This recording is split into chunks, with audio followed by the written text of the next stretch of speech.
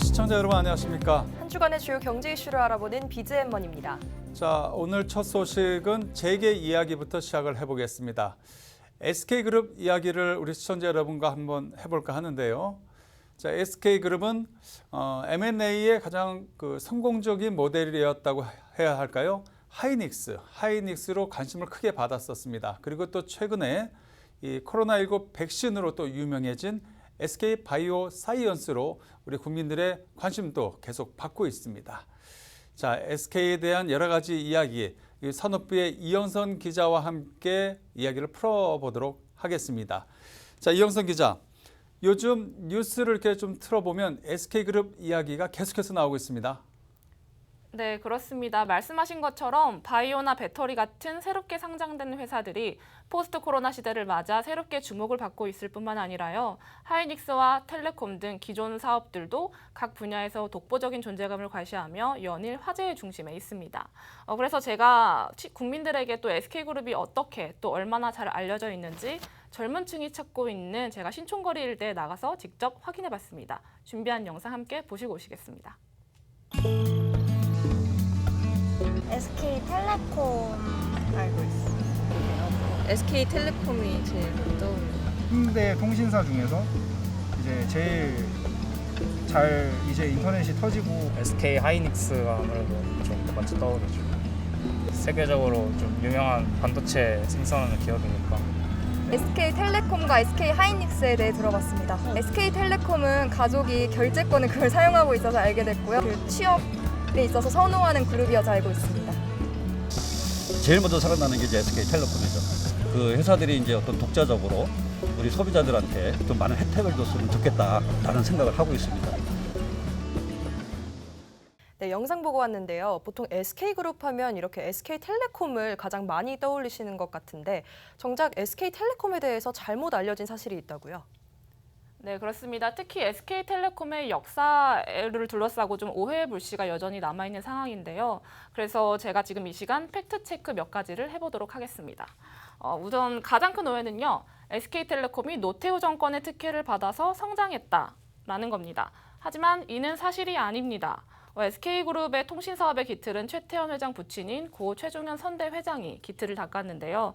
일명 카폰이 도입되던 1980년대부터 통신사업을 준비했던 최 회장은 1992년 이뤄진 제2이동통신사업자 선정에서 압도적인 점수 차이로 사업자로 선정이 되게 됩니다. 하지만 당시 노태우 전 대통령이 사돈기업이라는 이유로 특혜 시비가 불거졌고요. 더 큰 논란을 피하기 위해서 최종현 선대 회장은 사업권을 스스로 전격 반납하게 됩니다. 그래서 자연스럽게 이 사업권도 다른 기업에 넘어가게 됐습니다. 당시 SK그룹 관계자도 우리가 노태우 정부 시절인 1992년에 이동통신 진출을 시도했던 것은 특혜 시비가 아니라 완전히 포기했었고 SK텔레콤은 김영삼 정부 시절인 1994년에 민영화된 한국이동통신 입찰에 참여해 시장 가격에 정정당당하게 인수한 것이라고 설명을 했습니다. 실제로 최 회장은 바로 다음 김영삼 정부인 1994년에 한국이동통신 민영화를 위한 공개 입찰에 참여해 마침내 통신사업 진출에 성공하게 되고요. 바로 이게 오늘날의 SK텔레콤이 된 겁니다. 다시 말해 SK텔레콤은요. 특혜를 받아 성장한 기업이 아니라 출발부터 치열한 시장 경쟁의 결과물이라고 봐야 되는 게 맞는 겁니다.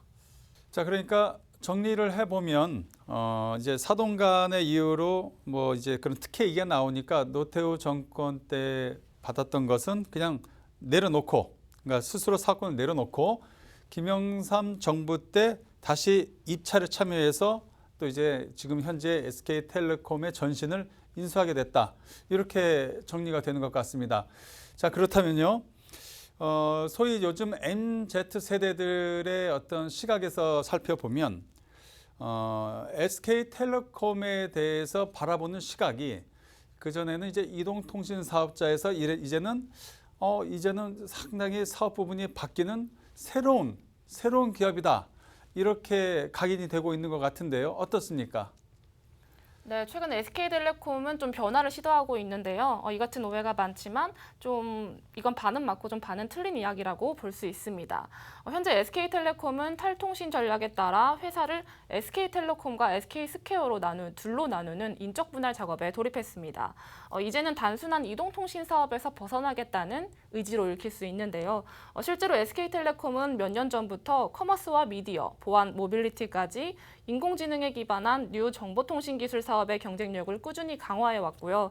또 이 같은 노력 덕분에 최근 이 사업들은 지난해 2분기부터 5개 분기 연속 전년 동기 대비 두 자릿수 이상의 성장세를 보이는 등 결실로 나타나고 있는 상황입니다. 자, 오늘은 이제 SK그룹, 특히나 SK텔레콤의 과거 이야기를 좀 해봤습니다. 특혜를 받았냐 안 받았냐. 우리 이영선 기자의 팩트체크 이 부분에서는 받지 않았다. 이렇게 저희들이 정리를 해보고요. 무슨 사회현상이나 정치 상황에서도 가짜 뉴스들이 많지만 이런 산업이나 재계 부분에서도 이런 이야기들이 많습니다. 저희들도 이런 부분 좀 더 취재를 해서 우리 시청자 여러분께 어떤 게 맞고 틀리는지를 계속해서 전달해 드리도록 하겠습니다. 이영선 기자였습니다. 자, 다음 소식 전해드리겠습니다.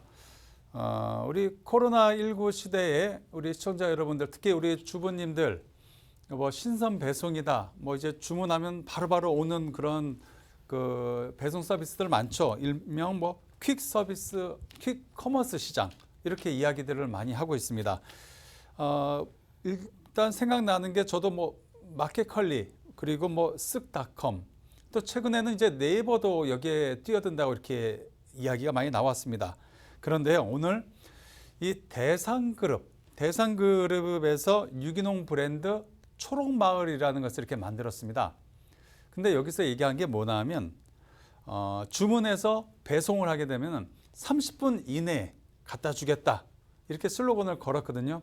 그래서 우리 박주영 기자가 정말로 30분 이내에 갖다 주나 안 갖다 주나 한번 알아봤습니다. 그 체험 기사 한번 보시겠습니다. 대상그룹의 유기농 브랜드 초록마을이 빠른 배송 서비스로 주목받고 있습니다. 주문에서 배송까지 클릭하고 30분이면 충분하기 때문입니다. 친환경 유기농 브랜드 초록마을은 2019년 6월 근거리 배송 서비스 매장 배송을 시작했는데요. 초기에는 온라인 인프라가 빈약한 탓에 쿠팡이나 마켓컬리 같은 이커머스 기업들의 시장 점유율에서 밀렸습니다. 하지만 최근에는 소비자들이 근거리 상권을 많이 찾으면서 초록마을을 이용하는 고객들이 부쩍 늘어나고 있다고 합니다. 이 생필품과 신선식품 같은 경우는 빠른 배송이 필요한 상품군이다 보니까 당일 배송이나 혹은 새벽 배송을 찾는 소비자들이 굉장히 많은데요. 초록마을의 배송 서비스는 얼마나 걸리는지 제가 직접 주문을 해보도록 하겠습니다. 여기가 바로 초록마을 홈페이지고요. 제가 로그인을 했더니 가까운 매장이 여의도점으로 이렇게 연결이 됐습니다. 여의도점에서 매장이 배송된다, 매장 내에서 배송된다라는 이야기고요. 배송 시간 아침 10시부터 저녁 7시까지로 이렇게 설정이 되어 있습니다. 자, 그러면 제품을 주문해 보도록 하겠습니다. 4시 14분 배송시킨 후 채 2분이 되지 않아 초록마을 여의도 지점에서 배송 확인 전화가 옵니다. 집에 있는지 확인 후 잠시 후에 물건을 배달하겠다고 안내해 줍니다. 안녕하세요. 네, 감사합니다.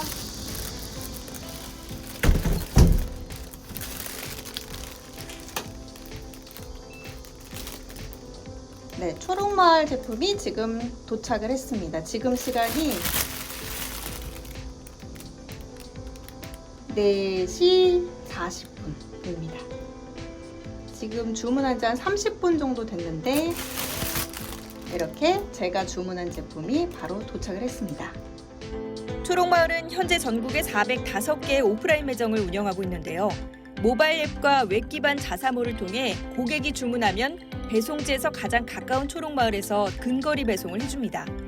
덕분에 주문해서 배송까지 걸리는 시간이 30분도 걸리지 않습니다. 주문하고 퇴근하면서 찾아갈 수도 있습니다. 아울러 일반 마트나 대형마트에서 판매하는 일반 상품보다는 유기농 친환경 상품을 선보이는 데 차별화를 두고 있습니다. 대상 계열사긴 하지만 대상 제품보다는 이곳에서만 구매할 수 있는 친환경 유기농 식품과 생활용품 등 총 1,500여 가지 이상의 상품을 판매하는 전략을 취하고 있는데요. 다만 품목의 다양성에서는 다소 아쉬움이 없지 않습니다.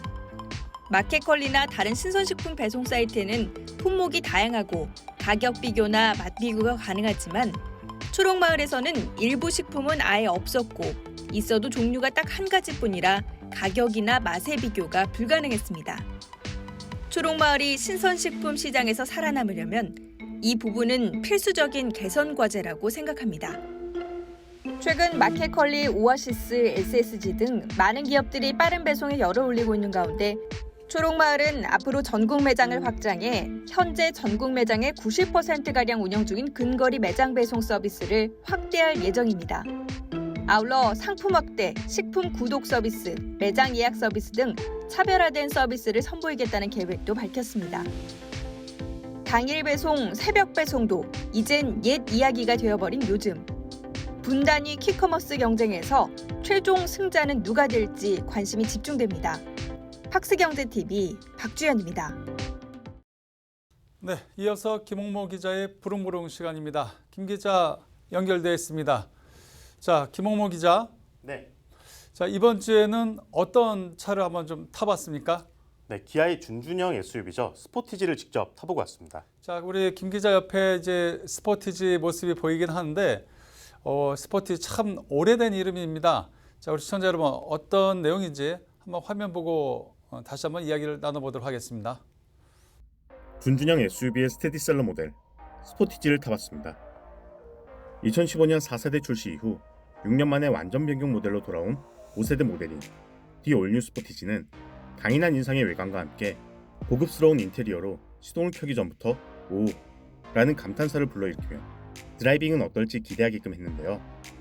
1.6 터보 하이브리드, 1.6 터보 가솔린, 2.0 디젤 등 3개의 파워트레인으로 구성된 디 올뉴 스포티지 중 제가 시승한 모델은 하이브리드 모델이었습니다. 기아차 특유의 타이거 노즈 형태의 대형 라디에이터 그릴로부터 시작되는 외관과 스포티한 바디 실루엣, 바람개비 모양을 닮은 휠, 후측방의 두툼한 팬더 라인은 SUV인 듯 세단인 듯 애매한 느낌이 아니라 남성적인 매력을 선명히 나타냅니다. 네, 측면을 보면 유리창이나 이런 하체, 밑에 부분을 크롬으로 장식한 걸 볼 수 있는데요. 이건 다른 기아차들도 모두 같이 적용하고 있는 디자인 컨셉입니다. 이제 K 시리즈는 좀 다른 게 이렇게 옆면에 이제 테이크 라인을 보면 K 시리즈는 확실하게 일직선에 선을 선명하게 그은 데 반해서 스포티지는 좀 뭉툭하게 이런 데서 차별을 뒀다는 느낌이 듭니다. 트렁크 용량은 637리터, 2열 시트 폴딩 시에는 1923리터에 달합니다. 전세대 모델과 비교해 트렁크는 134리터, 2열 폴딩 후 용량은 431리터씩 확장된 겁니다. 네, 제가 남부럽지 않은 좀 거구인데요. 제가 이렇게 트렁크 공간을 직접 타봤을 때 아이고, 충분히 들어갈 정도로 공간이 굉장히 넉넉합니다. 인테리어를 살펴보면 펄팅 패턴과 스웨이드 소재를 사용한 가죽 시트와 함께 각각 12.3인치 크기의 계기판과 내비게이션 화면이 부드럽게 곡면으로 연결된 파노라믹 커브드 디스플레이가 준준형 SUV 최초로 탑재됐습니다. 널찍한 파노라믹 디스플레이뿐만 아니라 운전석에 앉아서 이렇게 시야를 볼 때 앞유리와 이렇게 옆에 좌측 유리를 보면 이쪽 유리를 가르는 기둥이 굉장히 얇거든요. 네, 그래서 굉장히 넓은 시야감을 느끼게 해줍니다. 또 한 줄의 라인으로 인포테인먼트와 공조 시스템을 통합해 조작 패널 중앙에 위치한 버튼을 터치 시 두 시스템을 전환해가며 조작이 가능한데요. 굳이 한 라인에 이런 기능을 왜 모았을까 하는 의문은 위쪽 공간을 차지한 우드 그레인 가니쉬를 통해 납득이 갈 정도로 고급스러운 실내 공간을 연출합니다. 하이브리드 모델을 구매하고자 하는 소비층들의 니즈를 살펴보면 연비, 정숙성이 가장 큰 요인일 텐데요. 디 올뉴 스포티지 하이브리드 모델은 이와 관련한 특별한 기능을 탑재했습니다. 네, 이번에 출시되는 신형 스포티지에는 국내 브랜드 최초로 E-라이드가 탑재됐는데요.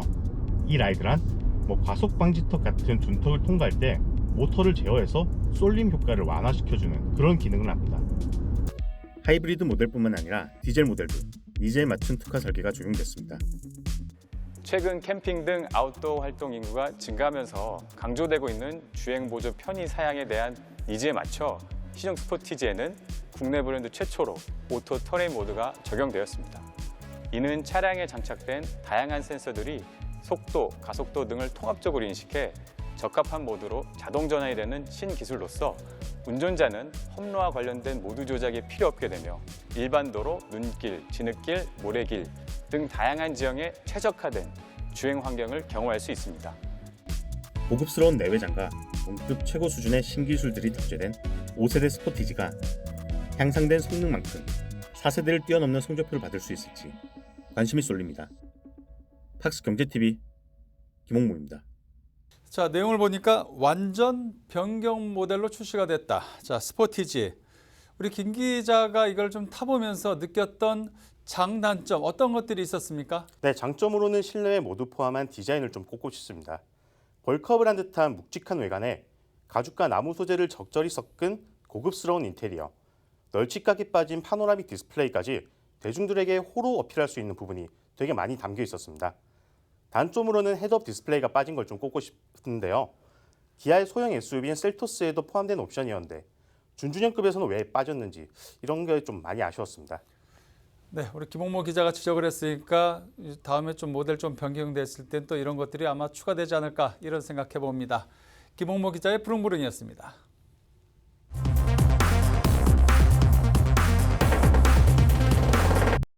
어느덧 AI 기술이 생활 곳곳에서 활약하고 있습니다. 특히 의료 분야에서는 활용도가 제일 높다고 하는데요. 얼마 전 상장한 의료 AI 기업 딥노이드 최우식 대표를 김효선 기자가 만나봤습니다.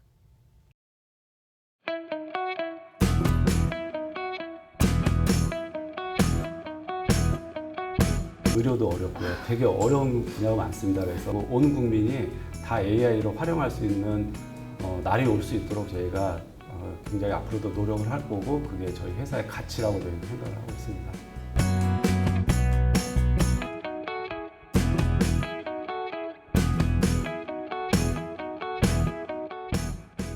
딥노이드 회사에 대해서 소개 간단하게 먼저 좀 해주시죠. 예, 딥노이드는 2008년도에 이제 설립이 됐고요. 초기에는 그 IoT 데이터 관련된 쪽을 하다가 저희가 2015년도부터 이제 의료 인공지능 쪽으로 이제 완전 피보팅을 했고요. 의료인 참여를 유도해서 의료인들이 직접 개발할 수 있는 그런 서비스까지 같이 제공하는 그런 회사라고 보시면 될 것 같습니다.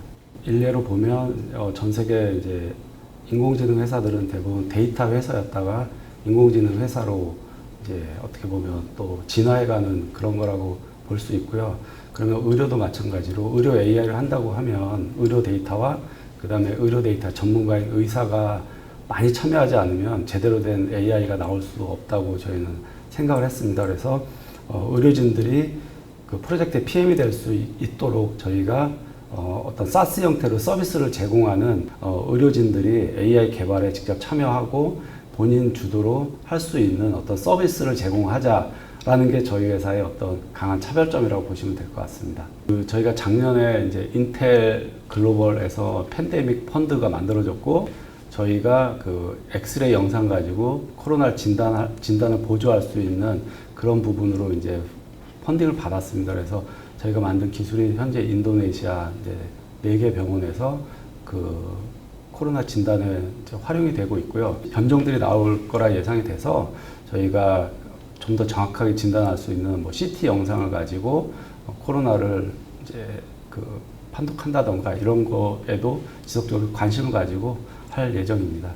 그러니까 어렵지 않은 회사가 되는 게 저희 이제 목표인 거고요. 최근에는 이제 의료진뿐만 아니고 비의료진들도 AI를 하고 싶고 그다음에 관심 있는 분들을 대상으로 해서 교육 사업 그다음에 관련된 책도 지금 출판을 준비하고 있습니다. 그래서 그 전문가뿐만 아니고 그냥 엑셀처럼 내 업무에 내가 갖고 있는 데이터 그리고 이 데이터에 대한 내가 이해가 있으면 바로 엑셀 쓰듯이 AI를 쓸 수 있게끔 하는 게 저희 회사의 그 목표이고요. 그런 회사가 될 수 있도록 저희가 상장 이후에도 계속 노력할 생각입니다.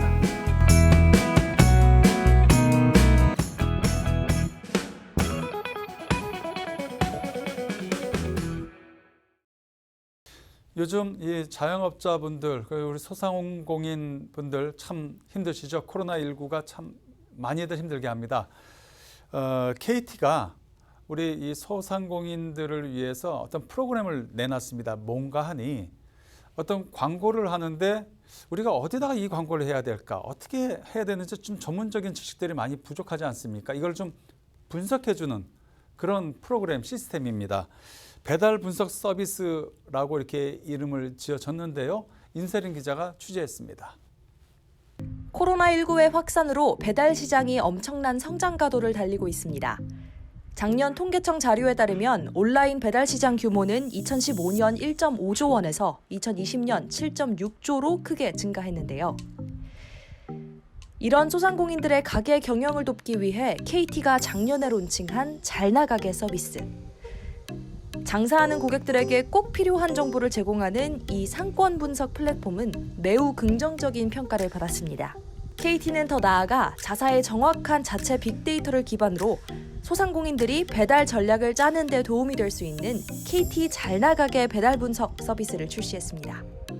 배달 관련돼서 소상공인들의 고민을 저희가 봤더니 가장 비용이 추가로 드는 게 배달에 대한 광고비, 중개 수수료, 결제 수수료 뭐 이런 것들. 그래서 저희가 이 중에서 KT가 뭔가 좀 세이브를 하거나 절감을 시켜줄 수 있는 부분이 잘나가게에서 없을까 생각했던 부분이 광고비였습니다. 내 가게 위치를 중심으로 지도에서 주변 세를 선택하면 KT 잘나가게가 분석한 셀별 배달 주문 건수 및 등급, 주문자들의 성, 연령, 시간대, 통계, 주변 세대 수 및 외식업 매출 현황까지 한눈에 볼 수 있습니다. 이 배달 분석 서비스로 소상공인들에게 부담이 되는 광고비는 최소화하고 더 효율적으로 배달 수요를 확인할 수 있을 것으로 전망됩니다. 팍스경제TV 임세림입니다. 국내 최초 하이브리드 항공사를 표방하는 에어 프레미아가 본격적으로 출범했습니다. 저비용 항공사 LCC 그리고 대형 항공사 FSC의 장점을 결합해서 만든 만큼 굉장히 반응이 뜨겁다고 하는데요. 김홍모 기자의 보도입니다. 신생 저비용 항공사인 에어 프레미아가 11일 김포 제주 노선을 취항하며 운항을 시작했습니다. 에어 프레미아는 지난달 국토교통부로부터 항공운항 증명을 취득하고 신생 항공사로서 공식 출범했습니다. 대형 항공사의 고품질 서비스와 저가 항공사의 합리적 비용을 하나로 묶어 에어 프레미아를 기준으로 하는 새로운 모델을 제시한다는 계획입니다. 주요 타입 고객으로 중소기업의 임원분이라든지 골든 시니어, 욜로족들을 잡았습니다. 버스에서 여러분들이 경험하셨던 것처럼 이제 과거의 고속버스가 이제는 전부 우등버스로 바뀌고 그것이 새로운 표준이 됐습니다. 저희도 앞으로 이런 넓은 좌석과 편안함을 추구하는 것이 새로운 시대의 표준이 될 것이라고 생각하고 있습니다. 소형 항공기 중심의 기존 LCC와는 달리 보잉 787-9 중대형기를 1호기로 도입하고 좌석간 거리도 프리미엄 이코노미는 42인치, 이코노미는 35인치로 전 세계 항공사 동급 대비 가장 넓은 공간을 자랑합니다. 에어 프레미아는 동일 기종으로 2호기를 9월에서 10월, 3호기를 연말 또는 내년 초에 도입할 예정입니다. 올해 11월, 12월쯤에 동남아나 일본 등의 이제 중단거리 노선을 우선 취항하고 미주 노선의 경우에는 현재로는 2022년 내년 2분기 정도는 되어야 취항이 가능할 것으로 전망하고 있습니다. 에어 프레미아의 재무적 우려에 대해선 투자자인 JC 파트너스의 김치원 전무가 직접 설명에 나섰습니다. 한 650억 원의 투자를 이제 확정을 했고요. 그리고 지금까지 한 400억 원 정도를 투자를 완료했습니다. 그리고 이제 나머지 250억 원에 대해서도 연내에 이제 투자를 집행할 예정에 있고요. 추가적으로 600억 원 정도를 더 조성을 해서 안정적으로 운영할 수 있도록 저희가 지원을 할 예정입니다. 고품질의 프리미엄 서비스와 합리적인 가격이라는 두 마리의 토끼를 다 잡겠다는 에어 프레미아의 서비스 전략이 시장에 어떤 바람을 불러일으킬지 관심이 집중됩니다. 팍스경제TV 김홍무입니다. 오늘 이렇게 뉴스를 보니까 이 코로나로 인한 산업 부분 뉴스가 참 많은 것 같습니다. 아까 조금 전에 우리 KT도 얘기했고 여러 가지 얘기했는데 LG U+도 우리 코로나 때문에 지금 집에만 계시는 우리 시청자 여러분들 그런 분들을 위해서 영화관 수준의 음질, 화질 이런 것들을 할 수 있는 그런 그 사운드바 블랙 이름은 좀 어렵습니다. 하여튼 요걸 좀 내놨다고 합니다. 어떤 건지 우리 시청자 여러분 한번 보시죠. 이것도 임세린 기자가 취재를 했습니다.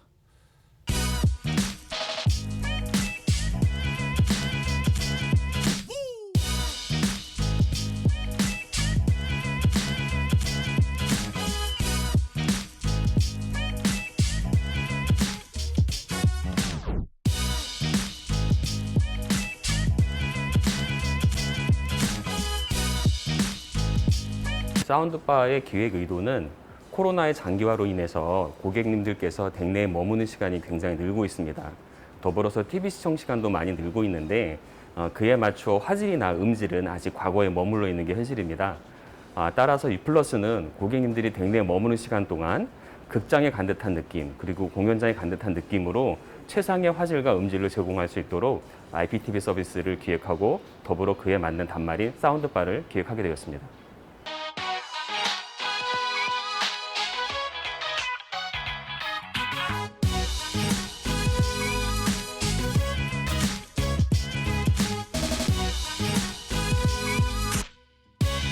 돌비는 전 세계 헐리우드 스튜디오로 대표되는 전 세계의 컨텐츠 제작자들, 파트너사, 그리고 컨텐츠를 배포하시는 오늘 U+와 같은 서비스 사업자분들과 창작자의 의도가 실제로 소비자들에게 경험될 때까지 정확히 전달될 수 있도록 전체적인 이코시스템을 개발하고 지원하도록 하고 있습니다. 저희 U+TV 사운드바 블랙을 고객님께서 이용하게 되면 첫 번째로 경제적인 부분인데요. 별도의 고가의 홈시어터 시스템을 구축하지 않아도 월 이용료로 굉장히 부담 없이 즐길 수가 있고요. 두 번째는 지구상에서 가장 좋은 화질과 음질인 돌비 비전, 애트모스 콘텐츠들을 TV를 통해서 즐길 수가 있게 되고요. 세 번째로는 거실 인테리어 환경이 굉장히 좋아진다는 점입니다. IPTV 셋탑박스 역할을 하는 사운드바 하나만 가지고도 굉장히 깔끔한 거실 인테리어를 구축해서 보는 것만으로도 굉장히 만족감을 느끼실 수가 있습니다. 이상으로 BGN머니를 마칩니다. 네, 다음 주에도 우리 기자들이 뛰는 생생한 현장의 모습들을 우리 시청자 여러분께 전해드리도록 하겠습니다. 고맙습니다.